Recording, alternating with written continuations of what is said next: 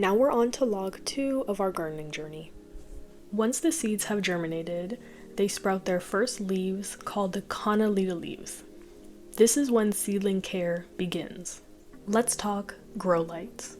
So as soon as the seeds sprout, the grow lights should be turned on for at least 12 hours a day. The lights should be kept around 2 to 4 inches above the seedlings and adjusted as they grow.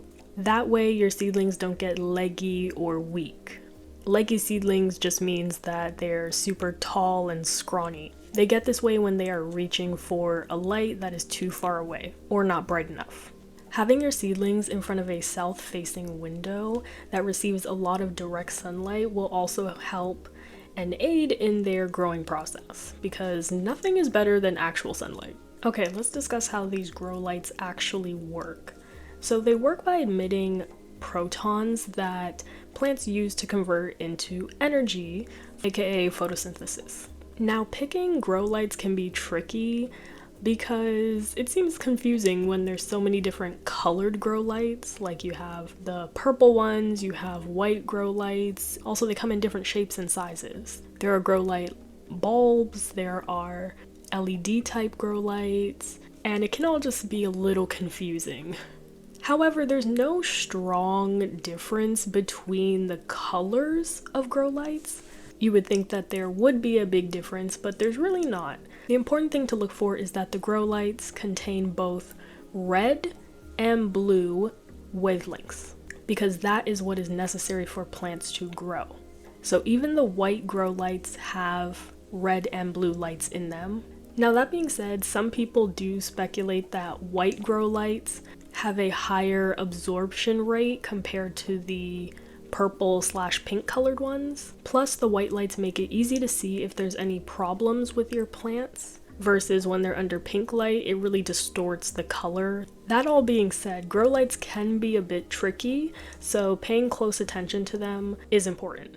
If the lights are too close to the plants, are they too far away? Are they too bright? Are they not bright enough? But to help figure out this whole light situation, the Planter app actually added a new feature that helps you tell if your lighting is good enough for your plants or not. There's also another app that the Planter app recommends for more accuracy called Photons. I think I said that right. And it really just helps you figure out whether or not your lights are bright enough. And I kind of wish I had this before, because although it may not be the most accurate, it definitely can give you a good idea of whether or not your lights are good. It even works for the actual sunlight because I tested it on my windows. But ultimately, you should just be paying close attention to your plants and their needs. Alright, this is Seedling Check-in number 2. It's been a few more weeks. And starting off with our strawberries, they are looking really good. The ones in this brown pot are doing really well.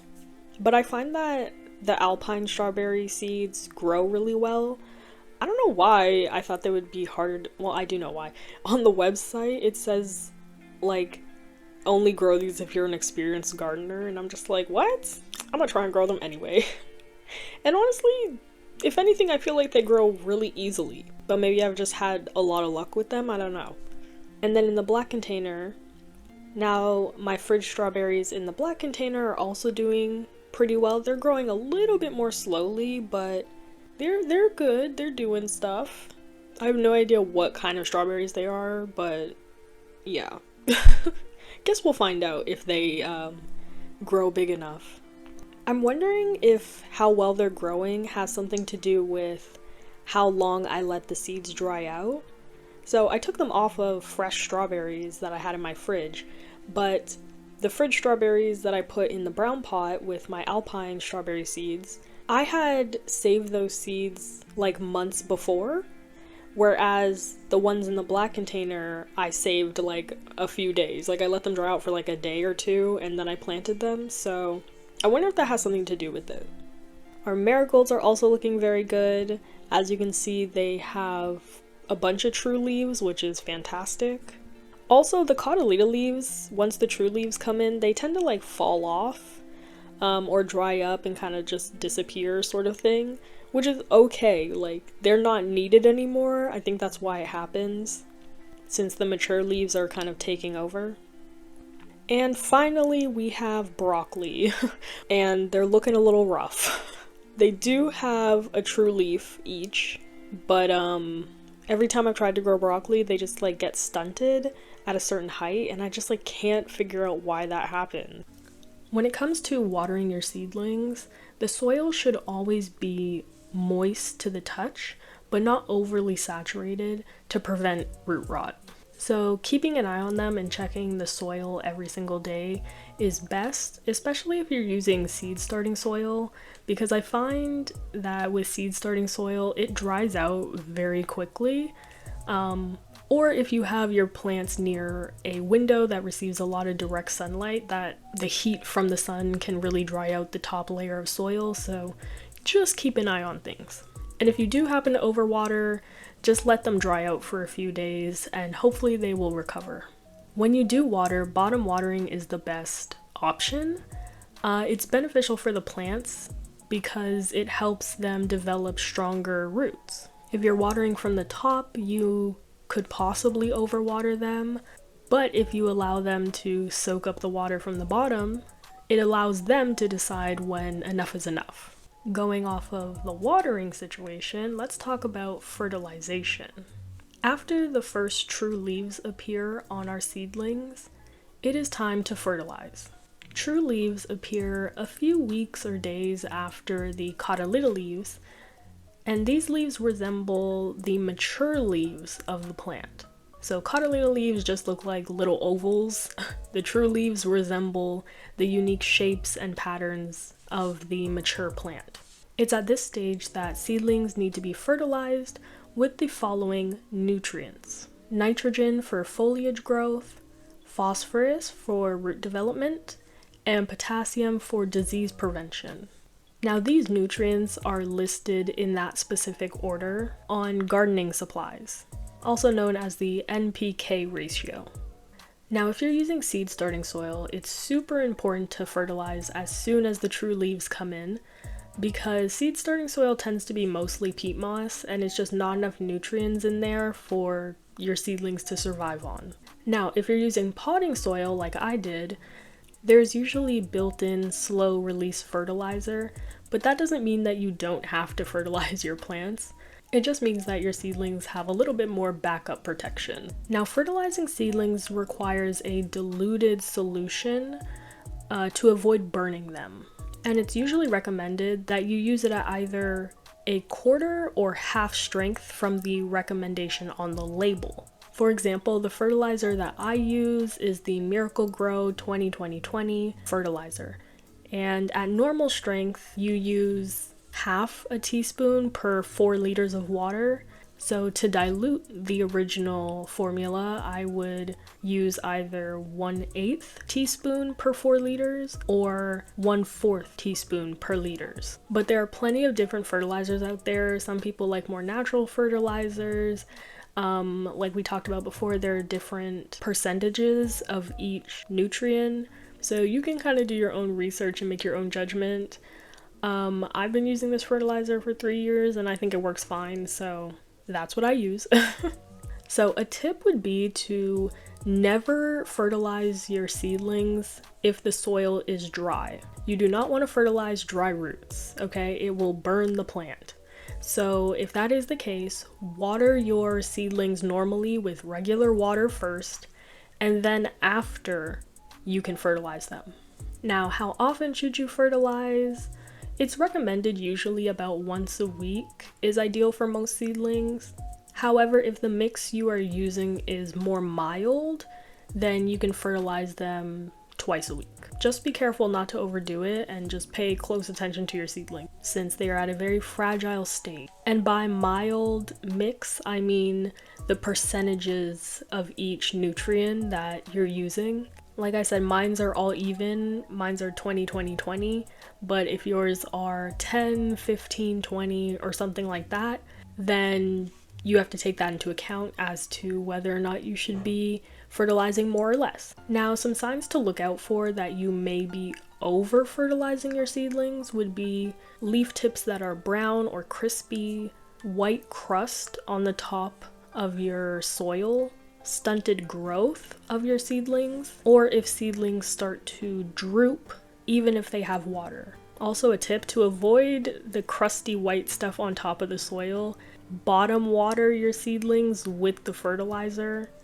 Ultimately, yet again, keep a close eye on your seedlings. They are truly like babies and you just have to pay attention to them.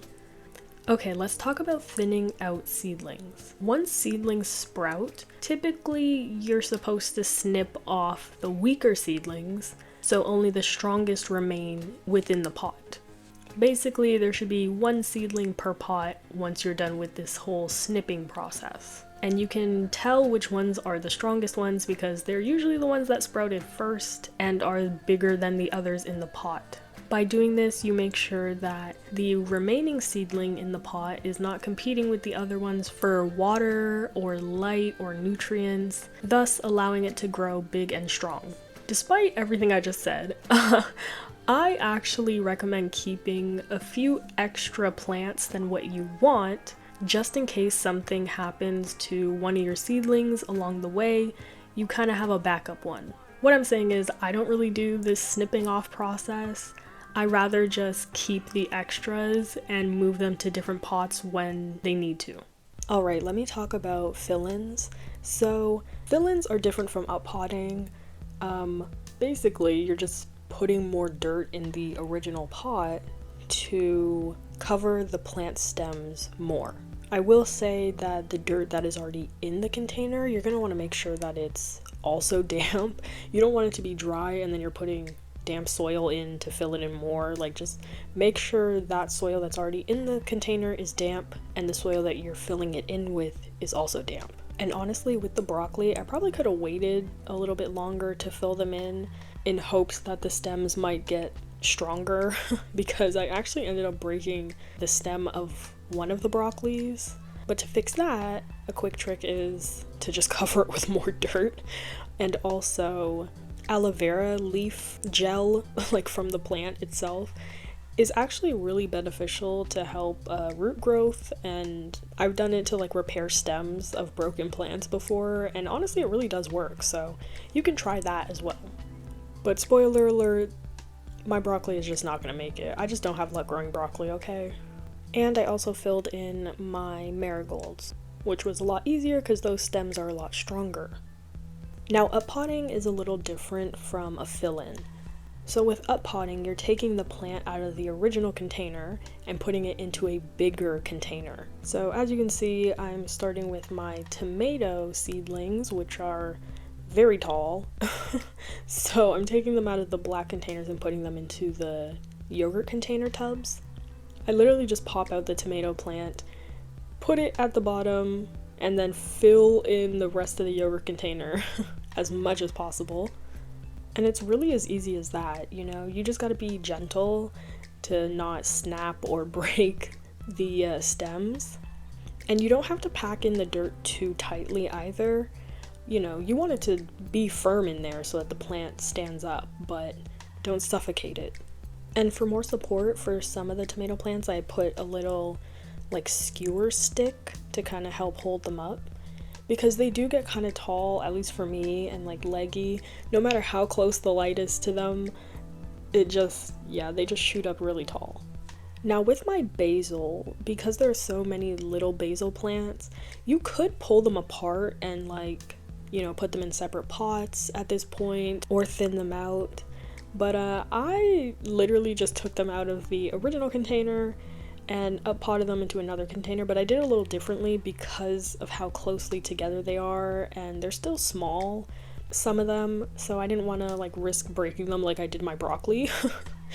So I just filled up the bottom of a new container with dirt and then plopped the little disc of soil on top. And basically I was just hoping that the roots of the plant will end up finding that there's more dirt at the bottom and they'll spread out on their own. But that is basically how you fill in or uppot your seedlings.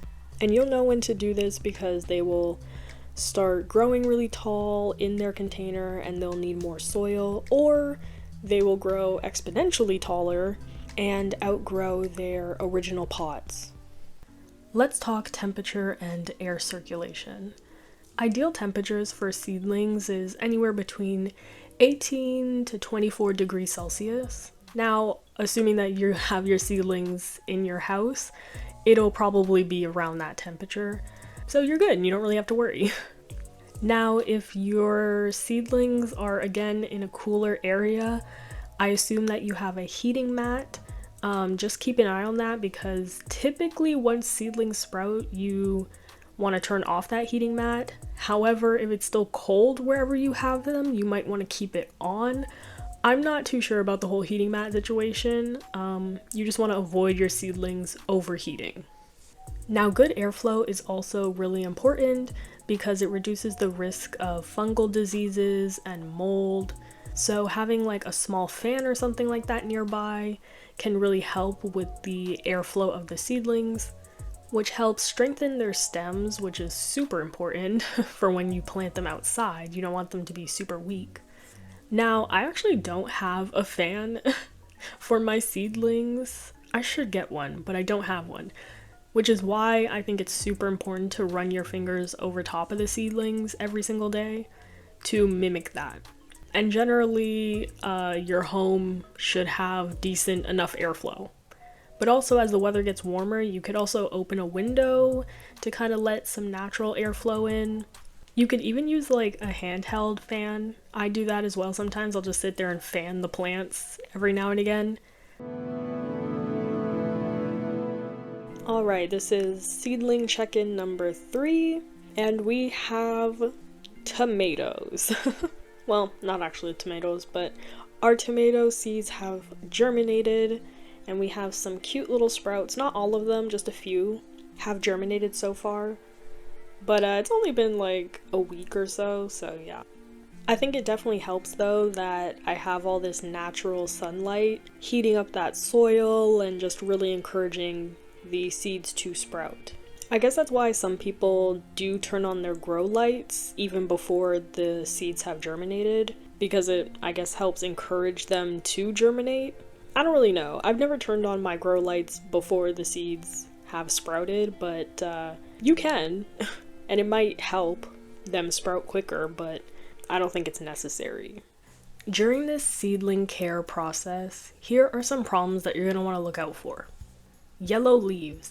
This could mean that there's a lack of nutrients, especially nitrogen, or you may be overwatering or have poor drainage in your pots.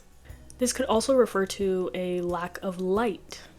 Leggy seedlings. If they're tall, thin, and have weak stems, they're probably not getting enough light, or they're too far away from the lights. So bring the lights a little closer or turn them up to be a little brighter. Wilty seedlings. This could be due to overwatering or underwatering, root rot or dampening off disease, or too much heat. This one's tricky. It could be hard to tell which situation this is. Obviously, if you've been watering them well and not too much or too little, then that's probably not the issue. You could also take a look at the roots to see if it has something to do with that. Or if you have a heating mat still turned on, turn it off, because it's probably overheating your plants. Purple or reddish leaves could be a phosphorus deficiency, or it could be from cold stress. So temperatures below 10 degrees Celsius. This one could be hard to tell if you have purple grow lights on all the time. So every now and again, pull them away from the light just to see what their leaves are looking like. Brown, crispy, or curled leaves. This could be due to underwatering, too much fertilizer, or salt buildup, which could happen from the water that you're using to water the plants with, or the leaves could be burned from the lighting or heat. If that's the case, move the lights a little bit further away, and if you're using a heating pad or something, then turn it off. And if you have them in front of a window with a lot of natural sunlight like I do, then maybe shut the blinds a little bit. The light may be too intense for certain seedlings. White fuzzy mold, or like weirdly damp soil. This could be due to poor air circulation or overwatering, and the soil may be staying too wet too long, like the plants are not absorbing it, thus it's just sitting there. I will say though, the white fuzzy mold stuff tends to go away on its own in my experience, and it tends to be there during the first few weeks or days of the seed starting process after the seedlings start to sprout. I don't know why this happens, it just does, okay? All I'm saying is, in my experience, it hasn't been that big of a deal and it kind of goes away on its own. No growth or stunted growth. So this could be due to root overgrowth, which means you will have to up-pot it. It could also be nutrient depletion, cool temperatures, or a lack of light. If it is a nutrient thing, then you can usually tell by the leaves. So you may want to fertilize them a little bit more than what you currently are, or up the amount of fertilizer, like dilute it less. Anyway, just keep an eye on your seedlings. Stunted growth is something that I've seen with a few of my seedlings, particularly my broccoli. Broccoli always gives me a really hard time. Hopefully these tips kind of help a little bit. These are just things that I've learned along the way, so that is the end of seedling care. That's pretty much all I know about seedling care, I think. I don't think I left anything out. Next video is going to be garden preps, so stay tuned for that. And yeah, okay, bye!